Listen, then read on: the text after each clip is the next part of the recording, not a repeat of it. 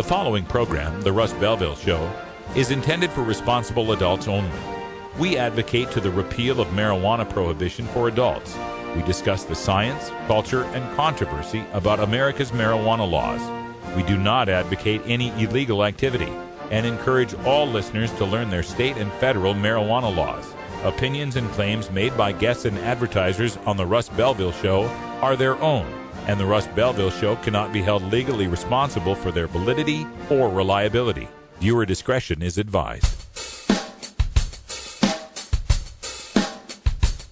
You take a seed, you plant it, you grow it, you dry it, you roll it, you smoke it.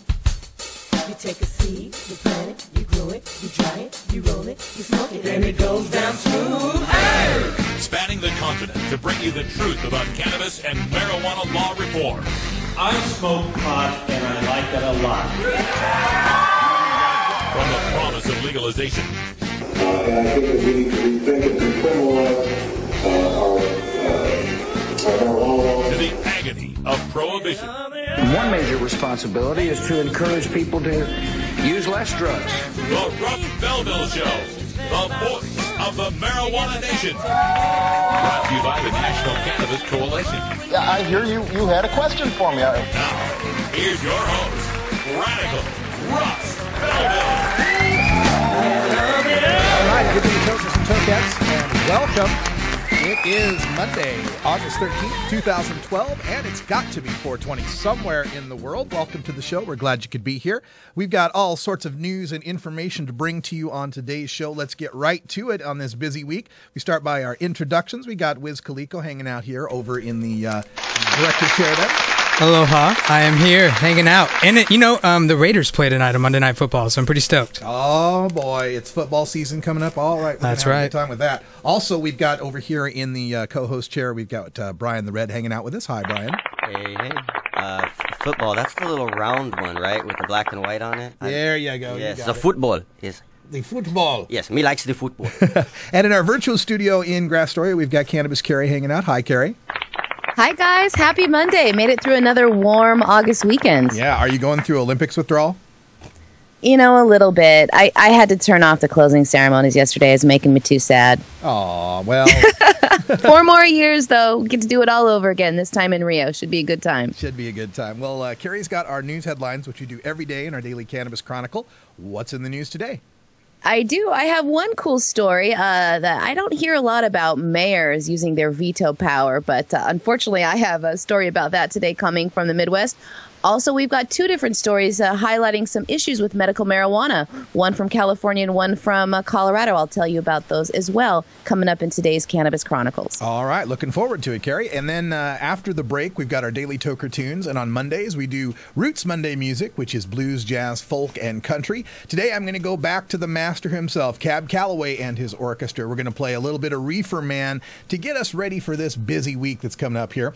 Also on today's show, at 5:30, we're going to Arkansas to speak with Ryan Denham. He's the campaign manager of Arkansans for Compassionate Care, and it looks like he's been successful in getting medical marijuana put on the ballot in the state of Arkansas. First time a southern state will be voting on medical marijuana. We'll talk to him at 5:30. And then at 45 past, this week is Hemp Fest week. We are getting ready to head out to Seattle for the Seattle Hemp Fest 21st annual. And so today's rant, I'm going to talk a little bit about Seattle Hemp Fest and give you my take on their neutrality toward I-502 legalization. So all that and more is coming up on today's Russ Belville Show. Thanks for joining us. And when we come back, we'll have the Daily Cannabis Chronicles with Cannabis Carrie. Stick around.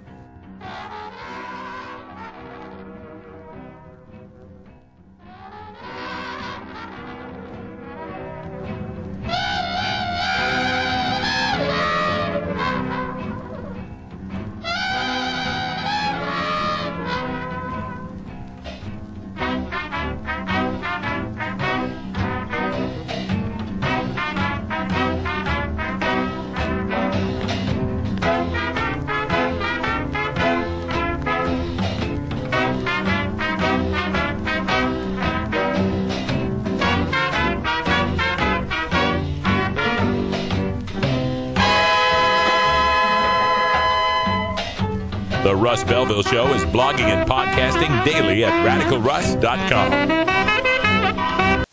That's Russ to 420 420.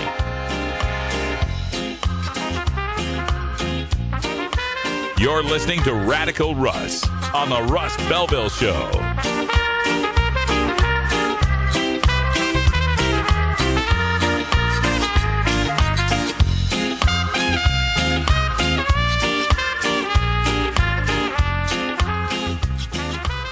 Rock on, Wisconsin. Marijuana's not going to re-legalize itself. You've got to do your part. Join the National Cannabis Coalition today at nationalcannabiscoalition.com.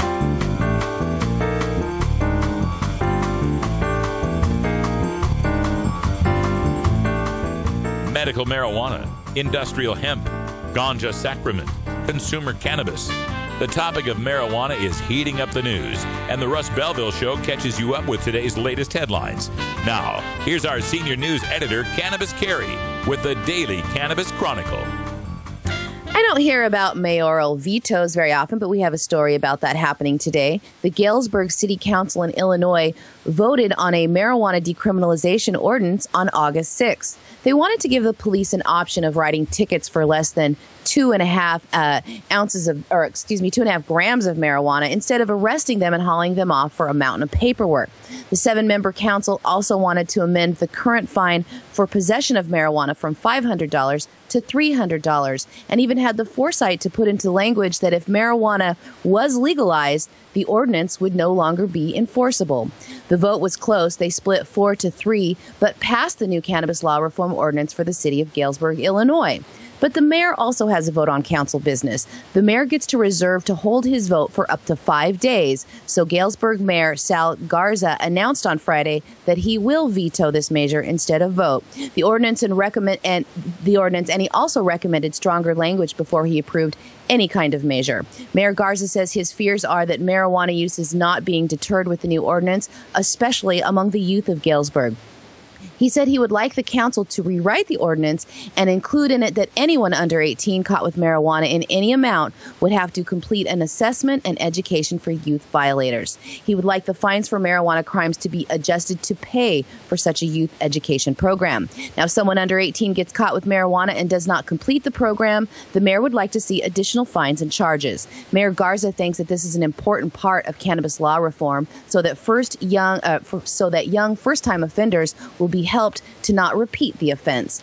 Now, that ordinance has been successfully vetoed. A newly crafted ordinance can be reconsidered by the council at their next meeting, which will be held on September 3rd. And upon reconsideration, they will now need 2/3 of the council, or 5 out of the 7 votes, to favor the measure for it to pass. If they don't get those 5 votes, Mayor Garza's veto will stand. All right. So this originally came down to a 4-3 vote. So basically, they would need one person to change their vote to override this veto. Of course, I'm not going to pretend to know anything about the city politics out there in Illinois. It doesn't sound like it's likely to happen. But, you know, it's kind of frustrating when you hear about these vetoes and you hear about, you know, how many steps it takes. And we're just talking about a city here. We're not even talking about legalizing in an entire state. Not even talking about legalizing, just reducing the penalties just a little bit. Just turning to the people of the city and saying, you know, maybe instead of really slapping these people down hard for marijuana, maybe we got to ease up a little bit. But even trying to get something like that passed is just so difficult sometimes.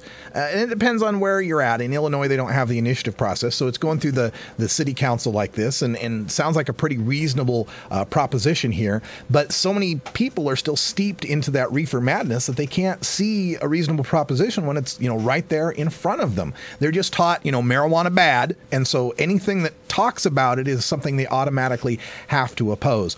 I'm kind of surprised, though, you know, given that Mayor Rahm Emanuel in Chicago has kind of led the way in showing that, you know, decriminalization is good for that city and helping to reduce costs there. Why it would be such a, you know, a third rail for these politicians in another smaller Illinois city. You'd think they'd have a little bit of political cover with this. But again, you know, it takes a lot of steps. We're just going to have to keep moving forward, city by city, state by state, vote by vote, veto by veto. But eventually we're going to win out because we've got truth, facts, logic, reason, science, and compassion on our side. Remember? And we have a story from the Fresno Bee about some residents in Fresno that are claiming that marijuana production in their area has turned their dreams of country living into a nightmare. Carl and Maggie Huddleston claimed that a nearby legal marijuana growing operation has led to a decline in the value of their property. She also says she moved to the country 6 years ago and now fears the safety of her neighborhood. A man was shot and killed while guarding a marijuana grow site a half a mile from her house last year. She says people in rural areas around grow sites are under more danger because the response time from police is so much longer. She says that Prop 215 that was passed over a decade ago is now out of control. Fresno County Sheriff's Lieutenant Rick Coe, who oversees marijuana eradication for his unit, says that it is drug traffickers who compile dozens of medical marijuana recommendation letters and post them next to rows and rows of marijuana plants, so even a suspiciously large grow requires time-consuming investigation of a month or longer just to get search warrants to conduct a raid. He says that he gets 6 or 7 complaints a day about marijuana growing operations. Meanwhile, the Huddlestons of Fresno County, they say they have no recourse and want to know why authorities let these grow sites flourish. All right. Well, first of all, boo-hoo for law enforcement that you actually have to put some investigative time into trying to figure out who's healthy enough to bust for growing cannabis plants. The problem that we've got here, and to speak to these residents out here, because really I do feel for you. I do have sympathy for what these rural folks are dealing with. I grew up in rural Idaho, and a lot of the reason why people want to go move out to the country, they want to have their big expanse of land. They don't want to have to deal with the problems and the headaches of the more urban areas, and they just want to live a kind of a safe, mind their own business kind of lifestyle, right?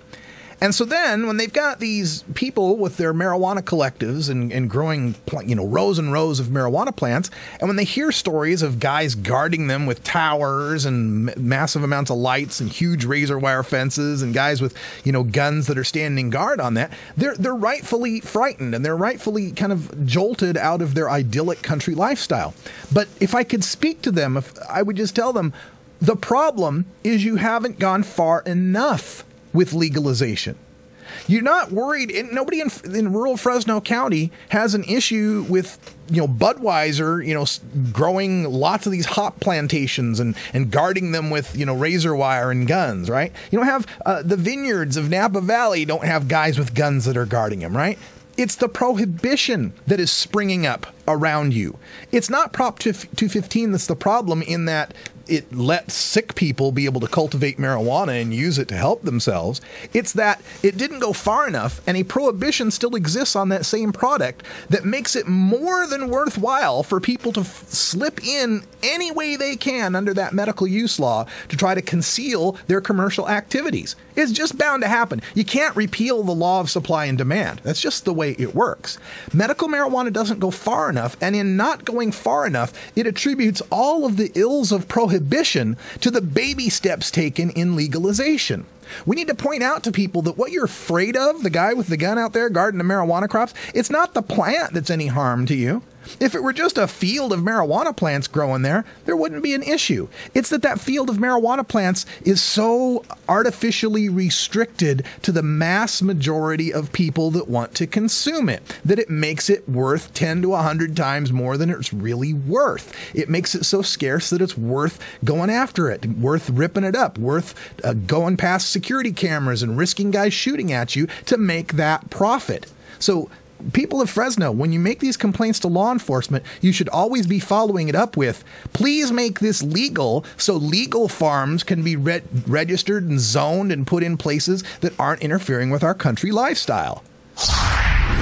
A Colorado medical marijuana dispensary is being named as the source of an illegal multi-state marijuana distribution ring. Colorado Attorney John Suthers announced he has obtained a 59-count indictment against 11 people for running a distribution ring of black market sales of marijuana obtained from the Silver Lizard dispensary in Denver.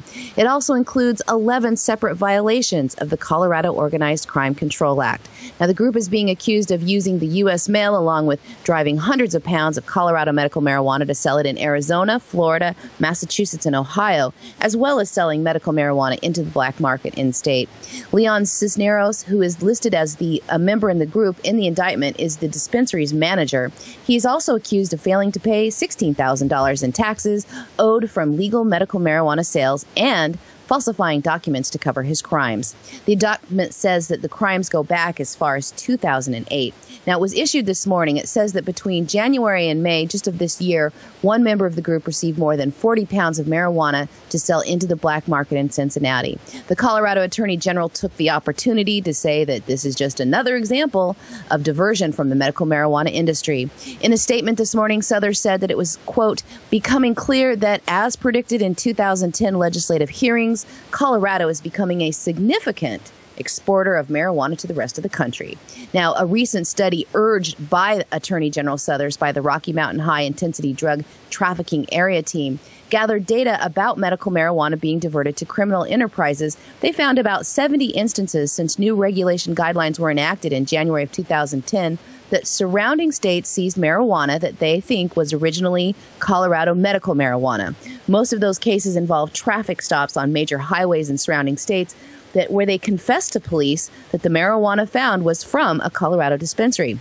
There were a few other cases that involved Craigslist ads. Now, Brian Vicente of Colorado says that this is such a tiny portion of the over 1 million legal medical marijuana transactions that go on in Colorado, and he says that the 2012 numbers are smaller than the 2010 numbers of incidents. He thinks the problem is getting better with better regulation. Oh, absolutely, it's getting better. And here's the other situation. I love it how, when it comes to trying to determine whether or not someone's breaking the interstate commerce clause, marijuana's fungible. Gosh, we just can't tell medical marijuana from regular marijuana. But when it comes to the cops wanting to make a scare story about medical marijuana, they can tell you exactly where that weed came from. Oh, yeah, that came from medical. Now, I did catch the part in the story where Carrie said some people had admitted to getting it at dispensaries, and I'm not here to dispute that it's highly likely that in a medical marijuana state that a few people are going to take advantage to try to exploit that loophole to try to, make profit on the black market. Underline, highlight, boldface, and italicize everything I said in the last story for this story. And again, it's because we don't go far enough. It's because there still exists illegal marijuana in all these other states that are nearby Colorado that makes Colorado a source for getting marijuana to them. It's just inevitable. It's going to happen. It's the law of supply and demand. But that is not an argument for continuing to throw people in a cage over their use of a non-toxic, relatively harmless herb. Whether or not more people use it, whether or not it gets more traffic to other states is irrelevant. It's wrong to throw us in a cage for smoking weed. And we have one more story about a Denver ban on advertising. The Denver City Council is looking at banning marijuana advertising billboards and sign spinners for medical marijuana dispensaries. Now, many in the industry support this ban and say that the sign spinners with psychedelic billboards, free joint promises, and touting super potent marijuana strains sends the wrong message about the industry. But of course, other insiders of the medical marijuana trade feel that a ban on advertising goes too far in limiting legal Colorado businesses to compete for new customers. Now, the issue is on the agenda for a city council meeting tomorrow. This is not the first time that the advertising issue has been brought up. They've been going over this, Russ, since 2010. And when they come up with a new ordinance on advertising bans, I'll bring it to you right here on your Cannabis Chronicles. Yeah, okay, so medical marijuana business can't hire someone to hold a sign and spin it on the corner, but Little Caesars can? Little Caesars Pizza can, right? And we can't have people, it would be a terrible thing if people had to see someone with a pot leaf sign on a corner, but the guys standing on the freeway off-ramps with the pathetic signs about how their life has turned bad, who want just any piece of change will help. That's First Amendment rights. I mean, you're dancing in some, kind of sketchy territory here, Denver City Council, because we are talking about First Amendment rights for businesses. If we're going to have advertising bans on medical marijuana, on a medicine, mind you, that people have the right to use in Colorado, I want to see that Coors Field, I want to see that come down. I want to see these alcohol billboards coming down. I want to see more restrictions on tobacco advertising. I want all tobacco companies to have to place their cigarettes in plain white white packages with black lettering, and the whole back of it completely filled with black scarred lungs. I mean, let's just have some consistency here. If we can't be sending a bad message through advertising for drugs, let's apply it to the worst drugs in this society. It's 420 back in Idaho, where Russ and Carrie were born. So we have to go connect with our roots. You know what I mean? Please support these sponsors who support the Russ Belville Show. Oh, have you ever... All right, when we come back, it's time for some Roots Monday music with Cab Calloway, the original Reefer Man. And then at half past, we got Ryan Denham from Arkansans for Compassionate Care getting medical marijuana passed in the South. We'll talk to him about it half past. Stick around. Then you know you're talking to that Reefer Man.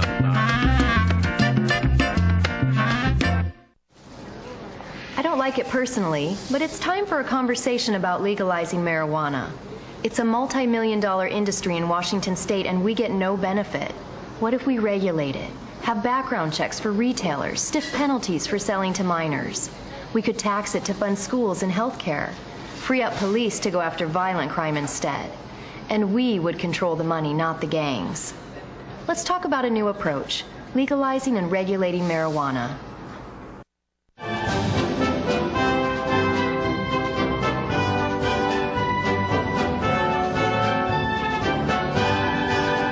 Do you really want to legalize marijuana?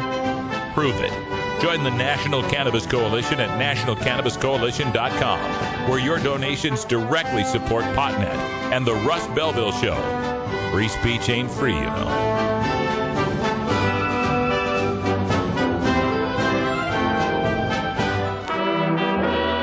Everyone knows music and marijuana go together, so let's wind up our 20 after break with the Russ Belville Show's Daily Toker Tunes, the best in pod-safe 420 music from around the web. Today is Roots Monday, featuring the blues, country, folk, and jazz music that birthed the modern sounds we enjoy today. You can get downloads and more information about all our Daily Toker Tunes by visiting music.radicalruss.com. Now, sit back and enjoy your Daily Toker Tunes. Well, folks, when you think about reefer jazz, one name always comes to mind, and that is the great Cab Calloway, whose musical career spanned 6 decades.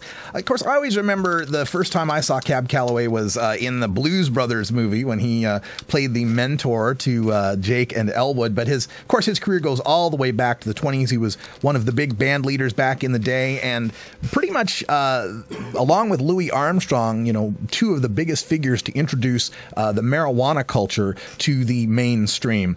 And he was known as the Heidi-Ho Man.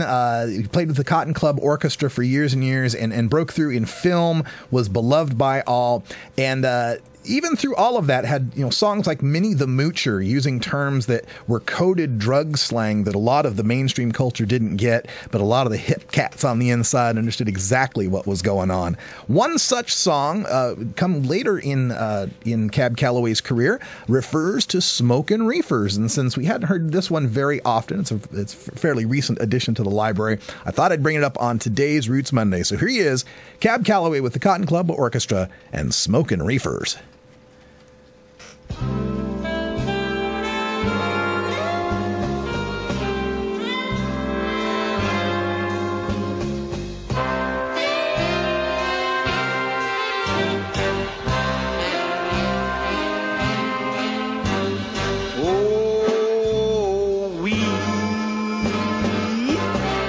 Cigarette we must all depend on. Marijuana. Oh, we once began it, and you're sure to end on marijuana. It's the kind of stuff all the dreams are made of.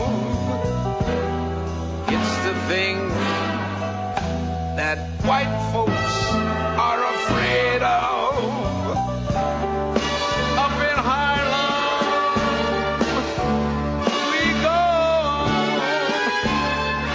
a marijuana jazz.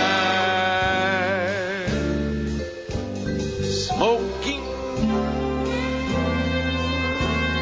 reefer to puff away, yeah, the misery.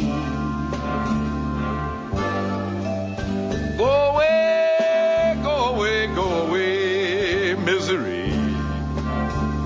Blow, blow away, blow away. Smoking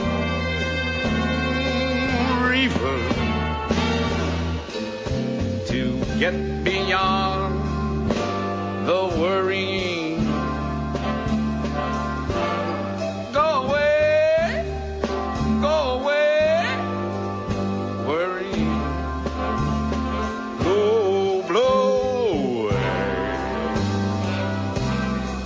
blow away. Must wake up and work in the morning. Must get by the brooding at night. You can change this world you were born in, but I declare you can be walking on air. Smoking reefer. You hear the angels sing away, helping you to fling away your worrying and your troubles and care.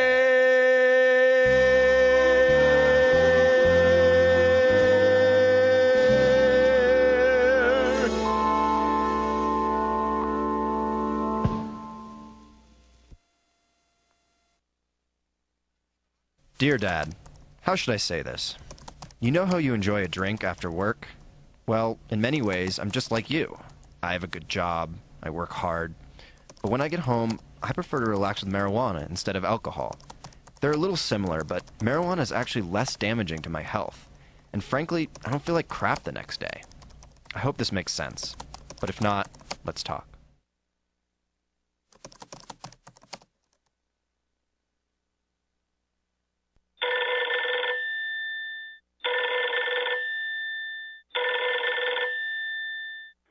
You have reached the answering machine of the Libra Lounge.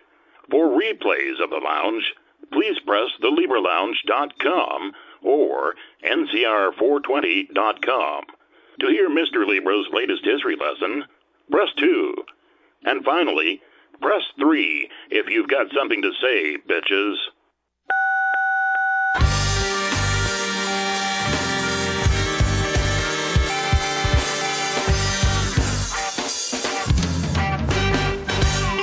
Activism begins with ACT. The Russ Belville Show features the stories of hardworking grassroots activists working for an end to prohibition in today's activist agenda.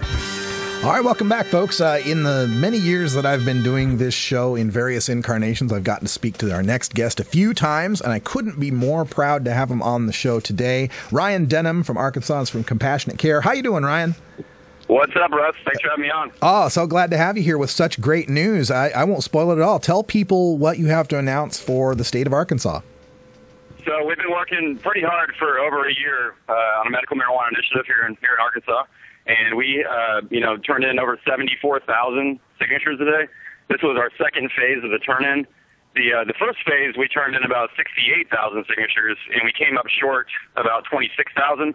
So we needed to get 26,000. We turned in 74,000. That's almost tripled of what we need. Yeah. So we're feeling very confident. We actually did validate the signatures before we turned them in, so we know we have plenty of valid signatures. And we look forward to putting this on the ballot and giving Arkansans the chance to vote on this important issue. And how many total signatures were needed?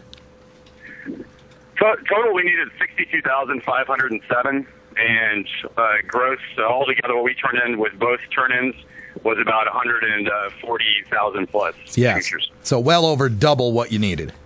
Absolutely. That's outstanding work. Now, how did you manage to get those signatures put together? Was this all grassroots effort? Did you have professional signature gatherers? What's the story there? Yeah, I mean, it started out grassroots, and, you know, we started working with the Marijuana Policy Project. We were grateful to have funding from them.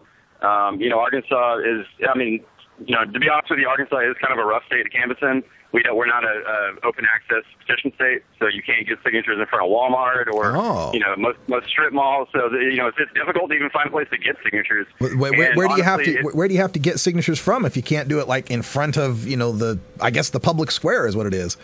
Sure. I mean, you know, we are allowed to be on public sidewalks and some state buildings. So, you know, DMVs, courthouses. You know, we went to farmers markets and nightlife areas. You know, we did some ninja canvassing at grocery stores and things like that. So it was difficult, but yeah, if we didn't have the money for the paid canvassers, I don't think we would have gotten this far, unless we would have started, you know, much earlier. Yeah, all right. So Arkansas, of course, how much more time, when will we know for certain from the Secretary of State's office that this is going to make the ballot? We'll probably know in about 6 to 10 days. There were 5 other initiatives that started off here in Arkansas for other issues, and it looks like there's only one still in the that even has a chance, and even their chances look pretty slim. So I think actually in this race we've really kind of impressed a lot of other politicos and, you know, people involved in politics that understand, you know, how well we had this thing organized and how hard we worked and how much people care about medical marijuana. So we've definitely changed minds just in the process itself. Yeah, and how has that gone, you know, changing the hearts and minds? Because, you know, of course, people listening to our show are big supporters of, you know, full-on marijuana legalization, but you got a campaign down there in the Bible Belt where, you know, the cultural values on marijuana are, you know, right up there with heroin. How did you make the argument to people in Arkansas? Yeah, I mean, I wouldn't go that far to say the whole majority of Arkansans think that way. And, you know, for those who haven't been to Arkansas, it is a pretty reasonable state. You know, I think people... I mean, this is an agrarian state. Agriculture is one of our biggest industries here. I think a lot of people look at corruption in politics and look at prohibition and almost kind of see through it. So I think, you know, once we're able to frame the issue and put the patients out there, the patients with compelling stories, a lot of people just got it. And, you know, we just got done doing a press conference here right after our turn-in. We had an amazing press conference. We had a city attorney's wife from Fayetteville speak about her lymphoma battle and how she's a medical marijuana, had to break the law and feel like a criminal and put her husband's job at jeopardy. Right. We had a Air Force veteran who had a 500-pound bomb that fell on him while he was loading it. And he also suffers from PTSD. This guy is also a former police officer in Arkansas. We had a woman who survived breast cancer. And so, you know, when you hear stories like that, it's almost hard not to support this. And that's really what we've been doing. We've been educating Arkansans about medical marijuana. Obviously, there's, as you know, Russ, there's a lot of misinformation out there. And I think we've done a pretty good job of explaining, you know, why this is a sound policy. Yeah, we're speaking with Ryan Denham from Arkansans from Compassionate Care. If you want to help out, they could still use help. Go to arcompassion.org for more information. And we got people in the chat room that are, you know, very interested in this, and we're questioning on some of the details as far as, you know, possession, cultivation, qualifying conditions, and so forth. Sure. Okay, do we have a specific question, or? Yeah. Can you give us the details on that? What, as far as the, you know, Yeah. Sure. So we allow for, this is similar to what Arizona passed in 2010. We allow for 2.5 ounces every 2 weeks. We have 15 conditions that are allowed for. We added PTSD that was not in Arizona's. We added fibromyalgia that was, I believe, that was not in Maine's law, which is also similar to this law. We, you know, capped the dispensaries off at 30 dispensaries for the entire state. You know, the polling that we did suggested that, you know, Arkansans are very concerned about dispensaries and that, you know, we believe that this could kind of be a deal breaker if we didn't regulate them and kind of lock them down a little more. So, you know, we did have to make some compromises, and I think ultimately we have a solid law that has enough protections for patients, but does have enough safeguards to keep the public at ease. We allow cities and counties to ban dispensaries. If a city and county does ban a dispensary, then, you know, patients are still protected. They would be allowed to grow medical marijuana in their house. It's 6 plants. We have we lowered the radius limit. You know, Arizona had the 25-mile not radius, 25-mile, limit from a dispensary before you could grow your own. We lowered that to 5.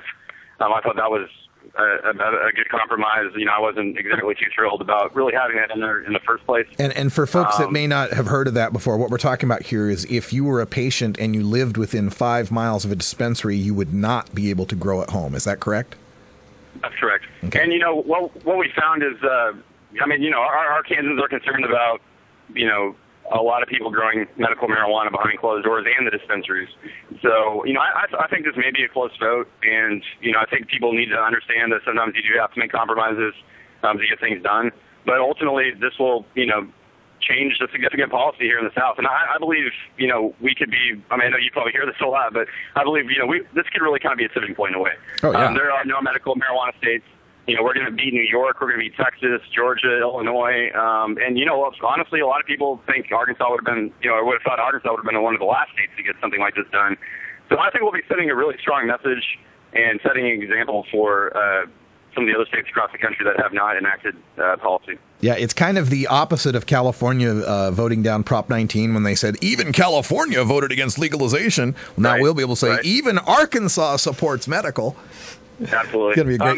one thing I wanted to add in, since California passed Prop 19 in 1996 and, the other 16 states that have passed this, it's kind of, we've kind of been shown that the polling has dropped in Arkansas for medical marijuana since then.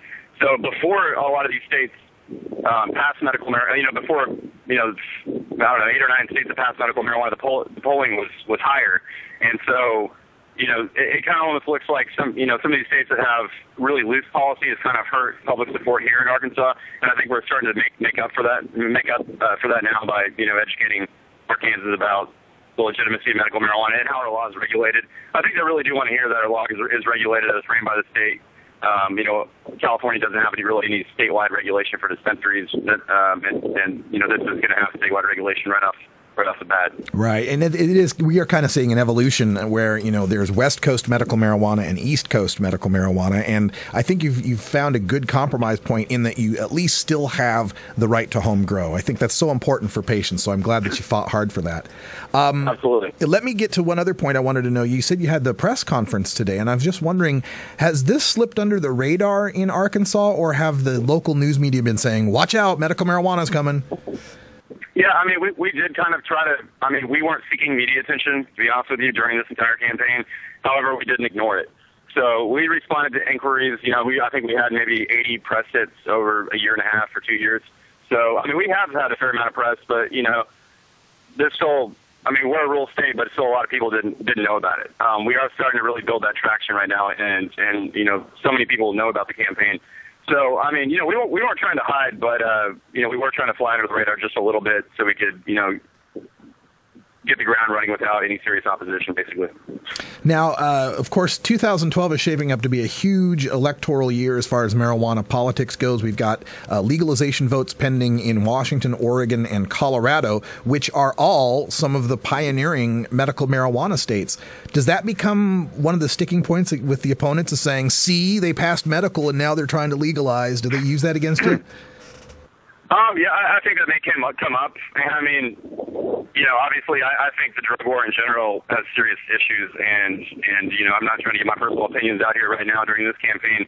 But if the public wants to have a discussion about further drug policy, I think we should have that discussion. But what the public should understand, what Arkansans should understand, that this is just about medical marijuana.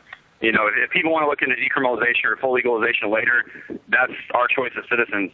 And I think that's what Oregon and Colorado and Washington are doing now. So I don't see it as really a stepping stone towards legalization when we talk to opponents in the media. But I think it's a discussion that we should be allowed to have. Yeah, I agree with you. Now, as on the medical marijuana aspect of this, as some other details that people are curious of, you mentioned Arizona style. Arizona's got a registry system, and a registry system that's all online, the first state to have done that. Will patients, have a registry card system that they'll be using in Arkansas? There will be a medical marijuana card that will be issued. I'm not exactly familiar with the exact details of what Arizona has done, but I'm pretty sure that, what the Arkansas or the Arizona Department of Health did was kind of fill in the blanks. I mean, you submit a 13-page law, but you still can't cover all the details. And so they have to come in. Yeah. They can't really contradict what you've said, but they have to kind of expand on what you've said. So I think, it's a possibility we may have something like that. But there are definitely is a registry system, and the Department of Health will oversee that and issue cards to patients. How about reciprocity for the other, state legal medical marijuana patients who might visit Arkansas? Will their cards be any good? Yes, we do allow for out-of-state medical marijuana patients. So that was something I was happy to include in the law. Now, another thing that we get in Arkansas, of course, I think of the fact that the Walmart Corporation is headquartered there and has a big footprint in the state of Arkansas. Has there been any word from them on how they feel about this, or their employees perhaps becoming patients? I mean, Walmart's one of the biggest, I think, the biggest employer in the ways of the world or the country, besides the U.S. government employees. But I mean, we talked to employees. Nothing really that no one really that high up. So I don't expect Walmart to support this or come out in any way. But I think many of the employees would, and it'd be a positive thing for their health care to come out. But there's other large companies that we're going to try to approach, and other people that own large companies that I think could be approachable for support and donations. As the most recent medical marijuana acts have been passed over the past 2-3 years, they've gotten a lot better with respect to anticipating some of the discrimination that patients will face. Things like driving and child custody issues, even being able to get on organ transplant lists or go to school or live in certain housing. Does this bill cover some of those things? Yes, it covers, you can't be denied visitation to a minor. You can't lose your public housing. You can't be fired from your job if you test positive for a marijuana test if you have, the medical marijuana card. So yeah, it does cover some of those. And, these are some problems that we've learned. We've learned from the problems of some of these early medical marijuana laws and made a more, marijuana 2.0, medical marijuana 2.0 kind of law where it addresses some of these problems right at the beginning. All right, Ryan. Well, it sounds really great, and we are so excited now. There's 4 states looking at medical marijuana: North Dakota, Massachusetts, Montana's got its referendum, and now Arkansas, first state in the South, looks like it'll be voting on medical marijuana. arcompassion.org is the website. Ryan Denham's the campaign manager, and Ryan, thanks again for joining us. Love talking to you. Yeah, thanks so much for having me on, Russ. Appreciate it. All right, when we come back, we're going to take a look at Robert Platshorn's "Should Grandma Smoke Pot?" Back after this. It's simply business.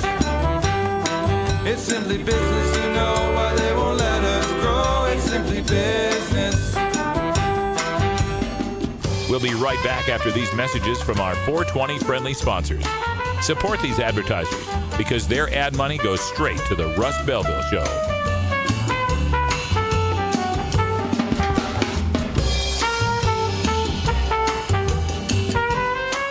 You're tuned into the Russ Belville Show, the voice of the marijuana nation.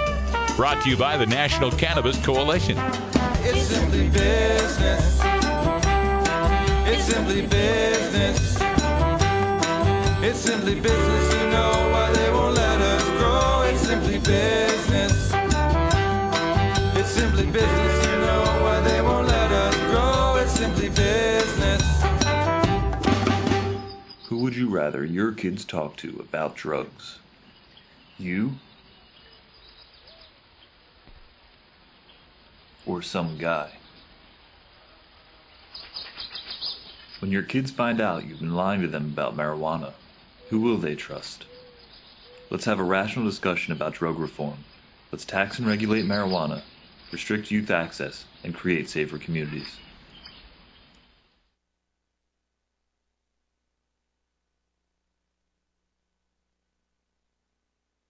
Should grandma smoke pot?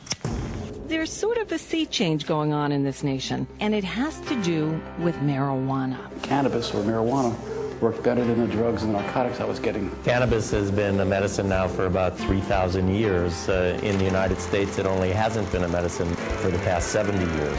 We have yet to find a serious medical consequence related to marijuana Just smoking. one more question. Somewhat to my surprise, we have not found serious health consequences in approximately $20 million of research in the last 5 years. Public enemy number one in the United States is drug abuse. It's worked for me. It saved my life. Irv Rosenfeld, who's gotten medical marijuana from the federal government. I get it shipped to me once every 25 days. The whole time I was in prison. In the United States, it's illegal for a person to use it. Why aren't doctors allowed to study it? The incidence of Alzheimer's in individuals who were smoking marijuana in the 1960s are not getting Alzheimer's today at the rate that they should be. They're sort of standing out. There's certainly some evidence that it's helping some people treat their psychoses. Certainly epilepsy, certainly anxiety. The pharmaceutical industry is ripping us off, and I think that's a disgusting thing to do to the population. My son's taken 25,000 pills and he's 5 years old. Well, things have changed since I started using medical cannabis. When he looks in my eyes and I tell him, give me a kiss, he could give me a kiss now. Can you imagine your kid not giving you a kiss? I would take out half of the drugs in my prescription book if I could write for medical marijuana. I took a puff for the first time in my life, and from that time on, I have felt as if I had something to help me keep control. It's a whole new world. It gave me hope. People who use marijuana are not criminals. The real criminals are people who are opposing legislative and social change. We're more apt in this country to cut our teachers and our educational system than our law enforcement system for something that has been proven to not harm a single soul. It's a plant. This is a plant. This is America, a free country. We are locking up people for growing a plant. I think this would be a benefit at lowering heart attack risk, cancer risks. There's two plants that people like to smoke. The first, of course, is tobacco. It causes cancer, COPD, emphysema.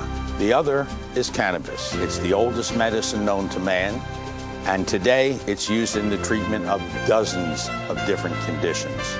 Tobacco's legal, marijuana's illegal. Does that make sense to you? It gave me hope. I'm sure I'm not alone. Polls show that 74% of Americans favor legalizing medical marijuana. A handful of $50 donors can air this show 2 more times.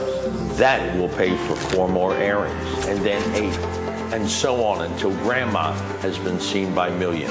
With your support, we can air Grandma hundreds of times on regional and even national TV. I urge you, contribute what you can. $25 partners will get my heartfelt thanks and this beautiful silver tour pin. If you can contribute $50 or more, you'll get my pin and the DVD of this show to share with everyone. $200 partners will get my pin, the show DVD, and a signed copy of my memoir, Black Tuna Diaries. Contributing $500 or more can actually pay for 2 airings of Grandma on regional TV and earn you this beautiful pin, a DVD of the show, a signed copy of my book, and a signed copy of the hit movie Square Grouper that tells my story. Please go to thesilvertour.org and become my partner right now, or send a check today to the address on your screen. Together, we can bring about change in less time than you can possibly imagine.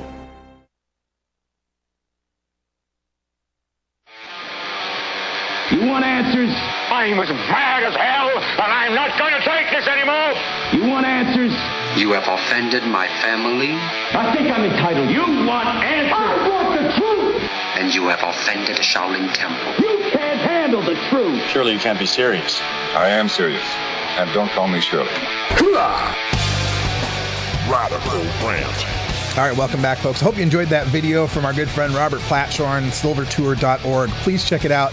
You know, I was thinking about Robert today because I got my announcement I got my times for my speaking gigs, my speaking engagements at the Seattle Hemp Fest this weekend.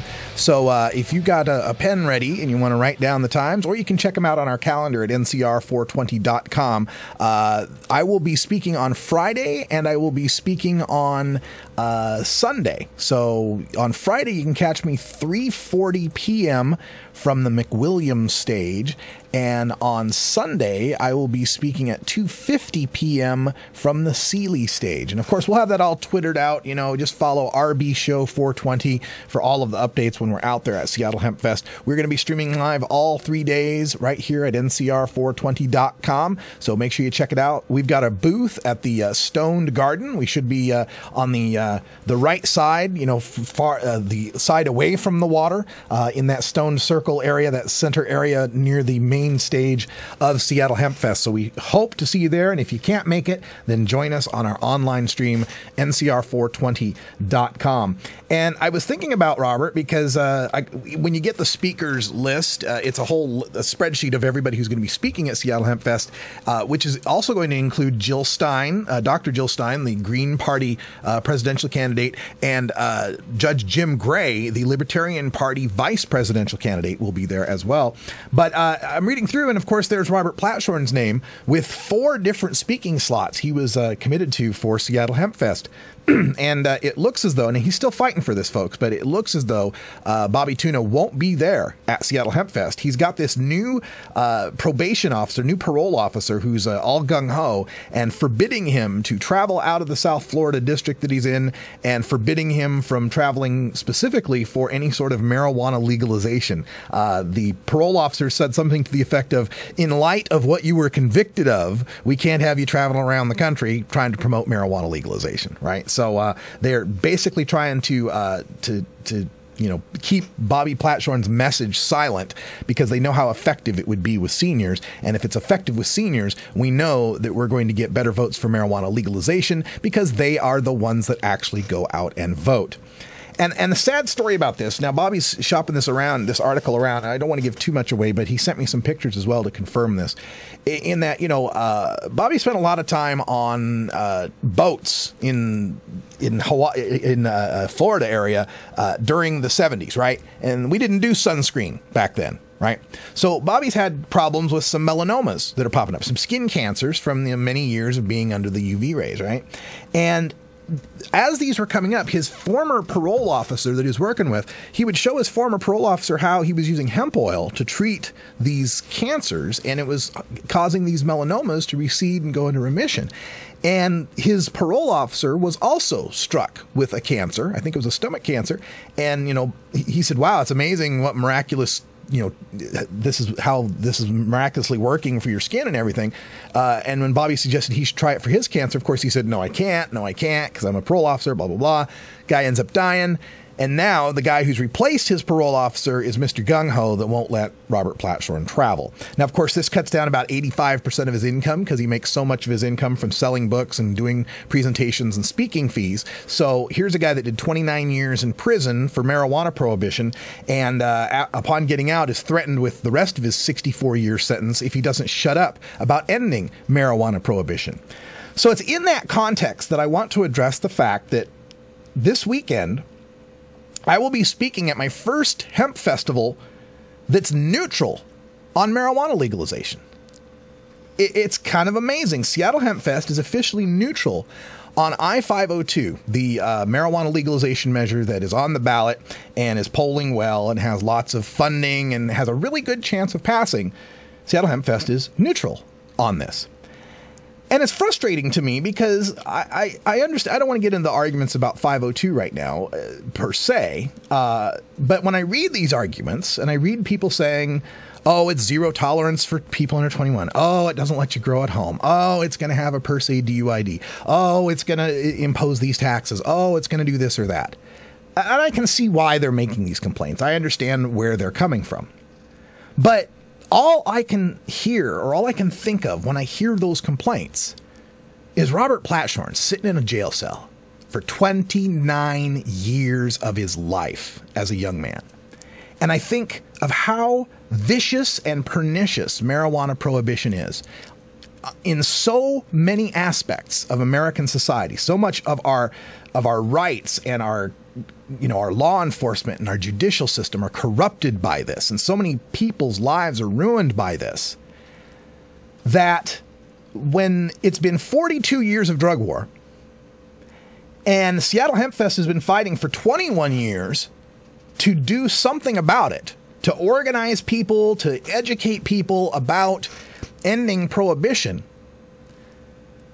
And in the 42 years of prohibition, if you only count the congressional years, every other year, the even-numbered years, marijuana legalization has only come up for a vote 8 times in 42 years. 8 times in 5 states in 42 years. And it's never come up before in Washington state.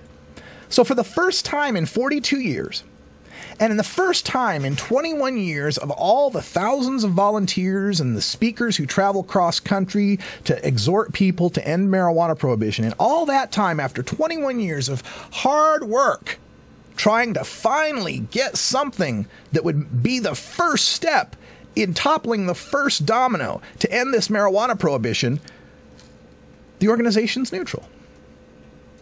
Now, I understand the politics. There are people that have some serious problems with 502. There are people that would prefer a much better legalization than what is being offered. And there's serious concerns about the DUI, statute that's installed here. It's certainly not scientific. I understand all that. But I can't help but feel, it can't help but sound to me like, this legalization's not good enough. Yeah, a lot of people get arrested, 42, yeah, but prohibition's not as bad as a DUI. And it makes me wonder of the people that have been fighting for this legalization for so long, if they really perceive of it as I perceive of it.